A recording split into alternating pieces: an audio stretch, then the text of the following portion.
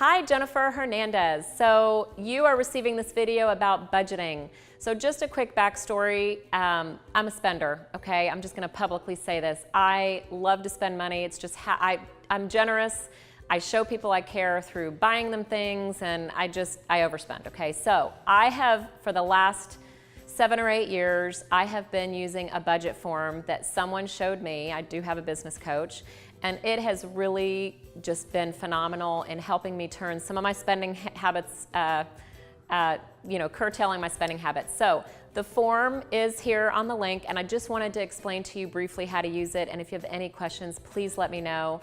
My pay it forward to the universe is anybody that can benefit from this tactic. I want to do that. Nobody showed me how to budget when I was young, and I just developed some bad habits, right? So wherever you are, dig in, and I think the first thing is you've got to just face where you are. If you haven't really been paying attention to expenses up until now, let's just start. If you do have someone you share expenses with, my biggest advice to you is make sure that you have a structured, habitual, recurring time to communicate with them. That's how my husband and I got on the wayside on expenses. Is I did all the budgeting, or I did all the paying the bills, and we just didn't talk about it.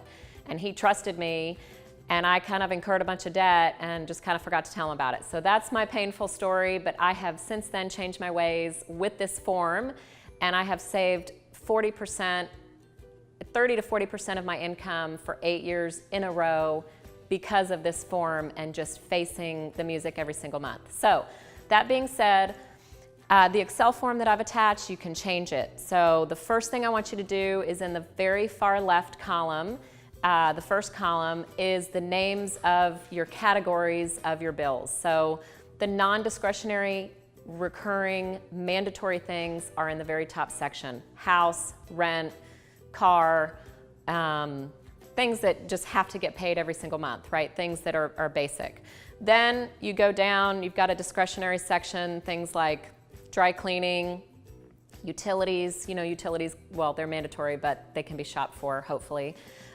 Things that you can, non-discretionary really is things that you can really do without. So I've got those down in a section. So, you know, regardless of what the form I've sent you says, just detail it to make sure that it's relevant to you, and try to be as global as possible. I mean, you can be very specific, but just buckets, just think of everything as a bucket, okay? So then column 2, I want you to fill out column 2. Now, the column 1 and column 2 is gonna be your template, okay?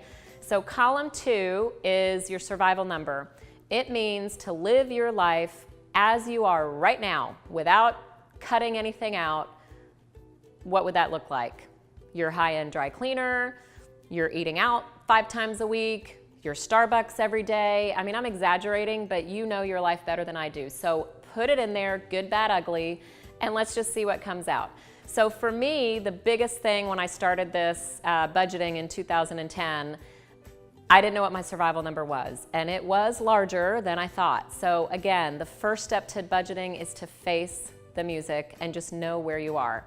Once you see your survival number, you can also look, column 5 is really, those are your monthly deposits. So let's say that we're in the beginning, I do my budget at the beginning of every month, okay? So let's say that we're in June, and it's the first few days in June. I'm looking back on May, and everything that was deposited into my account in May, my paycheck, the refund from the insurance company, whatever you got as a check goes in that account.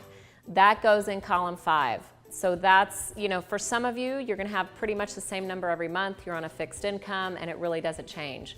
Some of you have variable income, you know, commission, bonus, whatever it is. So stick with what the known denominator is of what you know that you can count on every month if you do have that fluctuating income. So before you really save this template, you want to look, okay, column 2 and column 5 on most months, how am I looking? Okay, so you need to really look where you are, and if those two don't match and you don't have a lot of money left over, you need to start cutting. So when I really started looking at this, I downgraded my car, I stopped using the high-end biochemical friendly cleaners, and now I go to the, not so friendly cleaners, like little things that I could cut. I downgraded my cable. We don't have ESPN anymore. My husband's like going crazy. Whatever you think you can live without, cut it, okay? And so that's gonna be your template. Save it, that's your template. Now every single month, you're gonna sit down and reconcile.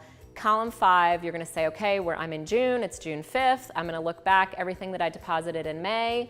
That's gonna go in column 5. Column 1 and 2 really are never gonna change, okay?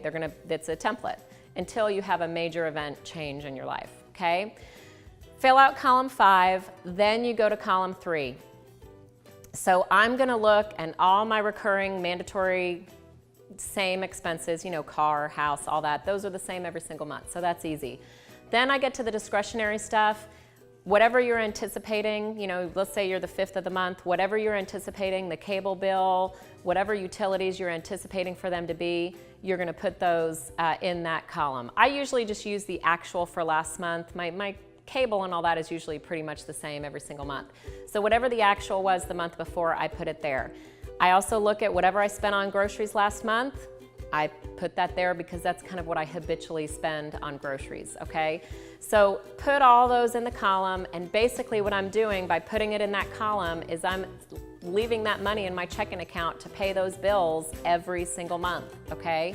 So then what we're gonna do, you're gonna pay all your bills or reserve, put the money aside in column 3 because those recurring debits or drafts, however you pay them, are gonna be coming out of your account.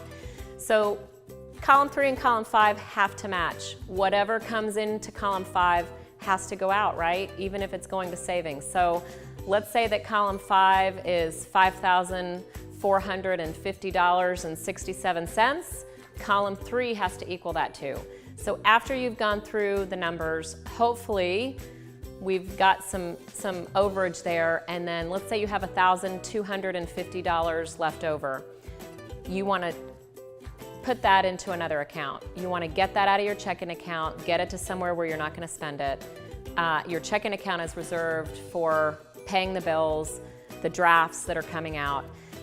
So column 3 and column 5. Now, when you save money and you're transferring that $1,250, you want to also duplicate that entry in column 4. So in column 3, towards the bottom, you're going to have, okay, money market, $1,250. You're going to repeat that entry in column 4. If you pay extra to a mortgage, you paid $1,000 extra, that's savings, okay? So you would put that you paid whatever your payment was for the mortgage up above at the top. You're gonna put the amount that was overage towards principal, $1,000, you'll put that in column 4, okay? So column 4 is gonna auto add for you. This form I've sent you has all the formulas put in, okay? That's my gift to you. And it's gonna add it for you, okay? So it's gonna tell you, oh my God, I saved that much money this month. And it's gonna feed into the bottom. So the bottom part of this form is meant to be a cumulative view of where your financial situation is right now. So you've got cash net worth, which is everything except equity and properties, okay? So your money market, your retirement, etc. You'll fill all those in. I do use Quicken, guys, and then I put stuff in Quicken, and then I look at it globally every month, and I put it into this form. I've been using this form now at the timing of this video for like 8 years. I've never bounced a check. I use this form to talk to my husband about money. You know, he gets all wigged out with graphs and all this complicated stuff, so I just make it really simple. And I like this form because it shows me year to date how much money I've saved. So if I'm in June, it shows me cumulatively in a simple form without clicking a bunch of buttons in another program what I've saved. So I've really enjoyed this form. You know, once you start to use it, if you have any questions, please email me. My email is included here. And I want to help you because nobody helped me. Nobody knew how to help me. My parents just didn't know how way a long time ago. And I was shown how to do it, and it changed my life. So I'm hoping that this helps. Good luck with the form, and we'll talk to you soon.